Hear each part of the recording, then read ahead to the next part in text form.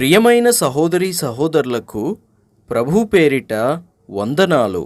మీకు మీ కుటుంబానికి యేసుక్రీస్తు యొద్ద నుండి దీవెనలు ఆశీర్వాదములు మెండుగా కలుగునుగాక. మీలో చాలామంది ఎంతో మంచి మనసుతో ఈ దీన పరిచర్యను బలపరుస్తున్నారు. అందును బట్టి మీకు నిండు కృతజ్ఞతలు. ఈరోజు యేసుక్రీస్తు యొద్ద నుండి మీకు బంగారు మాట, దేవుని వాగ్దానము. కీర్తనల గ్రంథము 121వ అధ్యాయము 8వ వచనము. ఇది మొదలుకొని నిరంతరము నీ రాకపోకల యందు యెహోవా నిన్ను కాపాడును. ఆమేన్. ఈ ఆత్మీయ ప్రయాణములో కావచ్చు, లేకపోతే ఈరోజు మీరు చేసే ప్రయాణంలో కావచ్చు, ప్రయత్నంలో కావచ్చు, ప్రతి పనిలో కావచ్చు, దేవుడట ఇది మొదలుకొని నీ రాకళ్ళల్లో నీ పోకళ్ళల్లో నిన్ను కాపాడతానని వాగ్దానం చేస్తున్నాడు. నిన్ను అంటే ఇంక్లూడింగ్ యువర్ ఫ్యామిలీ ఆల్సో. నిన్ను బట్టి నీ కుటుంబాన్ని కూడా దేవుడు కాపాడతాడు. ఎందుకంటే యేసయ్యను నువ్వు ప్రేమిస్తున్నావు కాబట్టి, యేసయ్యను నువ్వు వెంబడిస్తున్నావు కాబట్టి, యేసయ్య కృపను నువ్వు కోరుకుంటూ అనుదినము ప్రార్థన చేస్తూ ఉన్నావు కాబట్టి, దేవాని సహాయము నాకు కావాలని కోరుకునే బిడ్డగా నువ్వు ఉన్నావు కాబట్టి, ప్రభువు ఇది మొదలుకొని నీ రాకళ్ళల్లో నీ పోకళ్ళల్లో నిన్ను కాపాడతానని వాగ్దానం చేస్తున్నాడు. నీ కుటుంబాన్ని కూడా కాపాడతానని వాగ్దానం చేస్తున్నాడు దేవుడు. ఎవరి దేవుడు? ఎవరు ఈ దేవుడు అంటే యెహోవా. ఎవరి యెహోవా? ఎవరు ఈ యెహోవా అంటే భూమిని ఆకాశాన్ని సృష్టించినటువంటి సృష్టికర్త. He is a creator of universe. దేవునికి స్తోత్రం కలుగునుగాక. ఈ విశ్వాన్ని సృష్టించినటువంటి సృష్టికర్త ఈరోజు నిన్ను నీ కుటుంబాన్ని కాపాడతానని వాగ్దానం చేస్తున్నాడు. ఎందుకని నువ్వు గొప్పవాడవు కాబట్టా? ఎందుకని నువ్వు ధనికుడవు కాబట్టా? ఎందుకని నువ్వు పేరు ప్రఖ్యాతులు ఉన్నవారివి కాబట్టా అంటే కాదు, కానీ ఆ ప్రభువు కృపగలవాడు కాబట్టి, ఆ ప్రభువు కనికరము గలవాడు కాబట్టి నిన్ను నన్ను మనందరినీ కూడా ఆయన కృపలో కప్పి ఉంచే దేవుడు కాబట్టి, నీ రాకళ్ళలో నీ పోకళ్ళల్లో నువ్వు క్షేమంగా ఉండాలని ఆయన కోరుకుంటూ నువ్వు ఉంటావు అని కూడా ఈరోజు దేవుడు నీకు వాగ్దానం చేస్తున్నాడు. దేవునికి మహిమ కలుగునుగాక. ఇంత గొప్ప కృపగల దేవుణ్ణి, ఇంత గొప్ప మహిమగల దేవుణ్ణి మనము ఎక్కడైనా చూడలేదు, వినలేదు, కనలేదు. ఒక్క ప్రభు అయిన యేసుక్రీస్తు మాత్రమే ఈ వాగ్దానము నీకు ఇవ్వగలిగినటువంటి దేవుడిగా ఉన్నాడు. కాబట్టి నువ్వు ఏ ప్రయత్నం చేసినా, ఏ ప్రయాణం చేసినా, నువ్వు ఎక్కడికి వెళ్తున్నా దేవుడు నిన్ను కాపాడతాడనే నమ్మకంతో, విశ్వాసంతో నువ్వు బయలుదేరి వెళ్ళు. ప్రభువే నీకు తోడుగా ఉంటాడు. ఎందుకంటే మనం దేవుని పిల్లలం. మనం ఏ పని చేసినా మంచి పనే చేస్తాం, ఏ పని చేసినా మంచిగానే చేస్తాం. అందుకని మనం ఎవరికి కీడు చేసే వారంగా లేము కాబట్టి ప్రభు తప్పకుండా మాట ఇచ్చిన ప్రకారం నిన్ను కాపాడే దేవుడిగా ఉంటాడు. నువ్వు కాపాడబడే దేవుని బిడ్డగా ఉంటావు. నూతన ప్రయాణంలో, నూతన వ్యాపారంలో, నూతన ఉద్యోగాలలో, నూతన ప్రయత్నాలలో కొన్ని భయాలు ఉంటాయి. అక్కడికి వెళ్తే నాకేమన్నా జరుగుతుందేమో, అక్కడికి వెళ్తే నేనేమైనా తప్పిపోతానేమో అని మీలో చాలామందికి భయాలు ఉండొచ్చు. ప్రియ సహోదరి సహోదరులారా, వాక్యం ఈ విధంగా సెలవిస్తోంది. తిమోతికి రాసిన 2వ పత్రిక 4వ అధ్యాయము 18వ వచనము. ప్రభువు ప్రతి దుష్కార్యము నుండి నన్ను తప్పించి తన పరలోక రాజ్యమునకు చేరునట్లు నన్ను రక్షించును. దేవునికి యుగ యుగములకు మహిమ కలుగునుగాక. చూసారా, ప్రభువు ప్రతి దుష్కార్యము నుండి, ఏ దుష్కార్యమైనా కావచ్చు, ఏ దుష్కార్యమైనా కావచ్చు, ఏ దుష్క్రియ అయినా కావచ్చు, ప్రభు నిన్ను తప్పిస్తాడు. నువ్వు ఏ దుష్కార్యంలో కూడా పడవు, ఏ దుష్కార్యంలో కూడా జారిపోవు. నువ్వు ధైర్యంగా ఉండు, నువ్వు నమ్మకంగా ఉండు, నువ్వు విశ్వాసంతో ఉండు. ఇదే నమ్మకం, ఇదే విశ్వాసం నువ్వు ఎల్లప్పుడూ హృదయంలో దాచిపెట్టుకొని భద్రపరుచుకొనుండు. ప్రతిరోజు ఈ వాక్యాన్ని, ఈ మాటను ధ్యానించండి. 2 తిమోతికి రాసిన పత్రిక 4వ అధ్యాయం 18వ వచనం, ప్రభువు ప్రతి దుష్కార్యము నుండి నన్ను తప్పించి తన పరలోక రాజ్యమునకు చేరునట్లు నన్ను రక్షించును. ఈ మాటను మీరు ధ్యానం చేస్తూ ఉండండి. ఈ మాటను మీరు ప్రతిరోజు పలుకుతూ ఉండండి.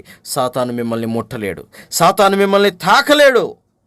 అంతేకాదు నా ప్రియ సహోదరి సహోదరులారా, పేతురు రాసిన మొదటి పత్రిక 1వ అధ్యాయంలో ఈ విధంగా రాయబడి ఉంటుంది, కడవరి కాలమందు బయలుపరచబడుటకు సిద్ధముగానున్న రక్షణ మీకు కలుగునట్లు విశ్వాసము ద్వారా దేవుని శక్తి చేత కాపాడబడు మీ కొరకు ఆ స్వాస్థ్యము పరలోకమందు భద్రపరచబడి ఉన్నది. హల్లెలూయా, హల్లెలూయా. అది దేని ద్వారా జరుగుతుంది అంటే విశ్వాసము ద్వారానే జరుగుతుంది. విశ్వాసము ద్వారా, దేవుని శక్తి ద్వారా మనం కాపాడబడతాం. నీలో విశ్వాసం ఉన్నట్లయితే దేవుని శక్తి నీ మీద పనిచేస్తుంది. కాబట్టి బలంగా నమ్మి, బలంగా విశ్వసించినట్లయితే నీ కొరకు పరలోకమందు కొన్ని స్వాస్థ్యాలు భద్రముగా దాచిపెట్టబడి ఉన్నాయి. అవి నీవు పొందుకుంటావు. ఇందువలన మీరు మిక్కిలి ఆనందించుచున్నారు. హల్లెలూయా, దేవునికి మహిమ కలుగునుగాక. మన దేవుడు ఎంత శక్తిమంతుడంటే, పేతురుకి రాసిన 2వ పత్రిక 2వ అధ్యాయము 9వ వచనంలో రాయబడి ఉంటుంది, భక్తులను శోధనలో నుండి తప్పించుటకును దుర్నీతిపరులను, ముఖ్యముగా మలినమైన దురాశ కలిగి శరీరానుసారముగా నడుచుకొనుచు ప్రభుత్వమును నిరాకరించుచు శిక్షలో ఉంచబడిన వారిని తీర్పు దినము వరకు కావలిలో ఉంచుటకును ప్రభువు సమర్థుడు. చూడండి, మన ప్రభువు తన భక్తులను, అనగా తన భక్తులని కాదు, ఎవరి భక్తులనైనా సరే, భక్తి గలవారిని అంటే నీతి గలవారిని, యథార్థత గలవారిని, ప్రేమ గలవారిని, మంచివారిని, న్యాయమును అనుసరించేవారిని శోధనలో నుండి తప్పించుటకు మన దేవుడు సామర్థ్యము గలవాడు. అంతేకాదు, దురాశాపరులను, శరీరానుసారముగా నడుచుకొను వారిని, ప్రభుత్వమును నిరాకరించు వారిని, శిక్షలో ఉంచబడిన వారిని తీర్పు దినము వరకు కావలిలో ఉంచుటకు కూడా మన ప్రభువు సమర్థుడు. అంత గొప్ప ప్రభువు మన ప్రభువు. ద్వితీయోపదేశ కాండము 28వ అధ్యాయము 1వ వచనం నుండి చూసినట్లయితే ఎంతో శ్రేష్టమైన మాటలు మనకి ఇక్కడ కనబడతాయి. నీవు నీ దేవుడైన యెహోవా మాట శ్రద్ధగా విని నేడు నేను నీకు ఆజ్ఞాపించుచున్న ఆయన ఆజ్ఞలన్నిటినీ అనుసరించి నడుచుకొనిన ఎడల నీ దేవుడైన యెహోవా భూమి మీదున్న సమస్త జనముల కంటే నిన్ను హెచ్చించును. నీవు నీ దేవుడైన యెహోవా మాట వినిన ఎడల, వింటే ఈ దీవెనలన్నీ నీ మీదికి వచ్చి నీకు ప్రాప్తించును. నీవు పట్టణములో దీవించబడుదువు, పొలములో దీవించబడుదువు. నీ గర్భఫలము, నీ భూఫలము, నీ పశువుల మందలు, నీ దుక్కిటెద్దులు, నీ గొర్రె మేకల మందలు దీవింపబడును. నీ గంపయు, పిండి పిసుకు నీ తొట్టియు దీవింపబడును. నీవు లోపలికి వచ్చునప్పుడు దీవింపబడుదువు, వెలుపలికి వెళ్ళునప్పుడు దీవింపబడుదువు. నీ మీద పడు నీ శత్రువులను యెహోవా నీ ఎదుట హతమగునట్లు చేయును. వారొక త్రోవన నీ మీదికి బయలుదేరి వచ్చి 7 త్రోవల నీ ఎదుట నుండి పారిపోవుదురు. నీ కొట్లలోనూ నీవు చేయు ప్రయత్నముల అన్నిటిల్లోనూ నీకు దీవెన కలుగునట్లు యెహోవా ఆజ్ఞాపించును. నీ దేవుడైన యెహోవా నీకిచ్చుచున్న దేశంలో ఆయన నిన్ను ఆశీర్వదించును. దేవునికి మహిమ కలుగునుగాక. ఎంత గొప్ప దేవుడండి మన దేవుడు. అన్ని చోట్ల నిన్ను ఆశీర్వదిస్తానంటున్నాడు. ప్రయాణాలలో, ప్రయత్నాలలో, మరి వ్యాపారాలలో, కొట్లల్లో, ఇంటిలో, పట్టణములో, పశువుల మందలను, దుక్కిటెద్దులను, గొర్రెలను, పశువులను, సమస్తమును దేవుడు ఆశీర్వదిస్తానంటున్నాడు. నువ్వు ఆశీర్వదించబడటం దేవుడి చిత్తము. కాబట్టి నా ప్రియ సహోదరి సహోదరులారా, మీలో అవిశ్వాసాన్ని తీసివేయండి, అపనమ్మకానికి చోటివ్వకండి, ఓర్పుతో సహనంతో ప్రభు చేయబట్టుకొని ముందుకు సాగండి. ఇది మొదలుకొని నీ రాకపోకల యందు యెహోవా నిన్ను కాపాడి అన్ని విషయాలలో నిన్ను ఆశీర్వదించి దీవిస్తాడు. ప్రార్థన. తండ్రి, నీకు వందనాలు, స్తుతులు, స్తోత్రాలు నాయన. ప్రభువా, ఇదిగో ఈ నీ బిడ్డలతో నాయన ఈ సమయమున మాట్లాడినందుకు నీకు వందనాలు తండ్రి. ప్రభువా, ఇది మొదలుకొని నూతన ప్రయాణము, నూతన ప్రయత్నము, నూతన ఉద్యోగము, నూతన వ్యాపారము, నూతన ప్రయత్నము చేస్తున్న ప్రతి బిడ్డకి కూడా ఇది మొదలుకొని నాయన రాకపోకల యందు తోడుగా ఉండండి.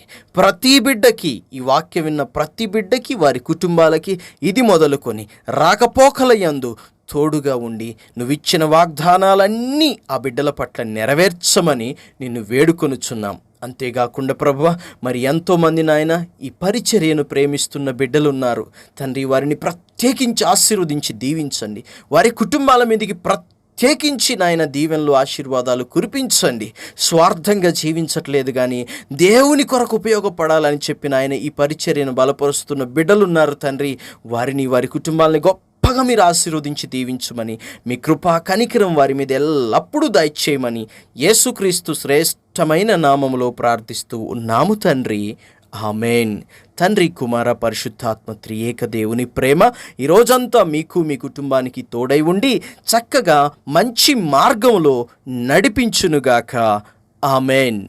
ఎంతో ప్రయాసతోనూ భారముతోనూ చేస్తున్నటువంటి ఈ పరిచర్యకు సహకారులుగా ఉండండి. మీ కానుకలను, అర్పణలను స్క్రీన్ మీద కనిపిస్తున్నటువంటి అకౌంట్ నెంబర్కి పంపించి దేవుని పరిచర్యలో సహకారులుగా ఉండండి. దేవుని వాక్యం సెలవిస్తోంది, ఇవ్వుడి మీకు ఇవ్వబడును అని. మనిషి ఏమి విత్తుతాడో అదే కోస్తాడు అని. మీరు గొప్ప ఆశీర్వాదాల పంట కోయుదురుగాక. ఆమెన్.